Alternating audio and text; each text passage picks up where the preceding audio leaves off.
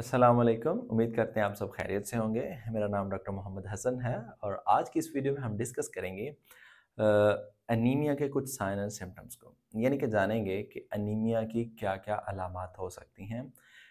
ऐसे कौन सी तब्दीलियाँ आपके जिस्म में हो जिनको आप ऑब्ज़र्व करके ये आइडिया लगा सकते हैं कि you are suspected for the anaemia, यानी कि आप एनीमिया के शिकार हैं। लेकिन इस बात को मेक श्योर कर लें, किसी भी बीमारी को यकीनी तौर पे कंफर्म करने के लिए उसके डायग्नोस्टिक टेस्ट या किसी भी डायग्नोस्टिक टूल का इस्तेमाल करना ज़रूरी है।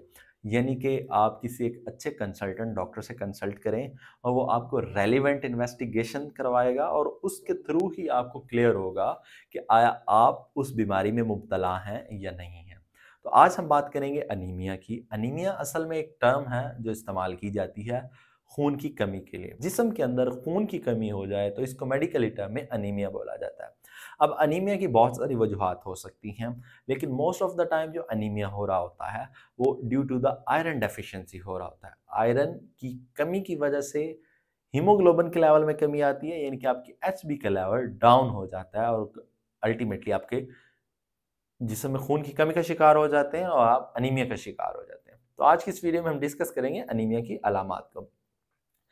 खून की कमी होने की वजह से आपको वीकनेस हो सकती है, यानी कि आपको कमजोरी हो सकती है। अब weakness is something different from the weight loss, यानी कि आपके वजन का कम होना और आपका वीक होना ये दो अलग अलग पहलू हैं। ब्लड की कमी की वजह से आप में वीकनेस हो सकती है, आपका फोकस करने का पावर जो है वो कम हो सकता है, आपका कोग्निटिव पावर कम हो सकता है, यानी किसी भी चीज़ पे ध्यान मरकूज करने, उस चीज़ के बारे में सोचने और उस चीज़ को समझने, आम फहम और शऊर वाली बातें, लॉजिक वाली बातें, डीपली कंसंट्रेट करने वाली बातें, ये इस बारे सारे मामलात में आप उलझे-उलझे रहते हैं ड्यू टू द अनीमिया।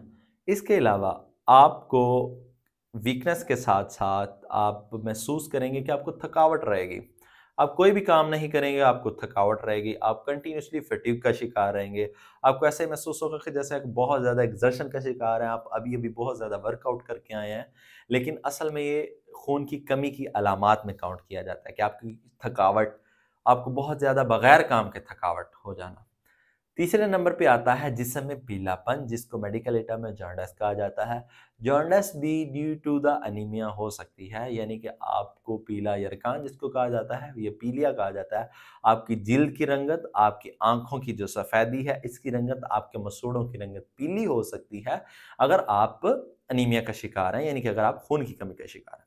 इसके अलावा सबसे एंड पे अगर हम बात करें तो आपके दिल की धड़कन की जो रफ्त है वो बेतरतीब हो सकती है, यानी कि अगर आप चलते फिरते हैं नॉर्मली तो अगर आपका हार्ट रेट थोड़ा बढ़ना चाहिए तो बहुत ज़्यादा हाई होगा, या आपके दिल के रिदम जो हैं वो नॉर्मल रिदम्स नहीं रहेंगे, यानी कि आपके दिल की धड़कन बेतरतीब हो जाएगी।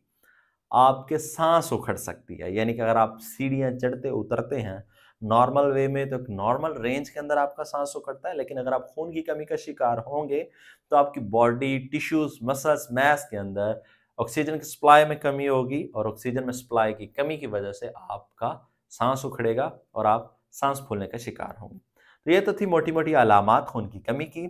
अगर आप में से किसी को ऐसी अलामात महसूस होती हैं तो आप अपनी सीबीसी ज़रूर करवाएँ और अपने करीबी कंसल्टेंट से कंसल्ट करें और इस बात को यकीनी बनाएँ कि आप बिल्कुल फिट हैं या आप किसी अंडरलाइन डिज़ीज़ में मुब्तला हैं। उम्मीद करते हैं आज की वीडियो अच्छी लगी होगी। इस तरह की और वीडियोज़ देखने के लिए हमारे चैनल को लाइक, सब्सक्राइब और शेयर कर दीजिए। अगली वीडियो तक के लिए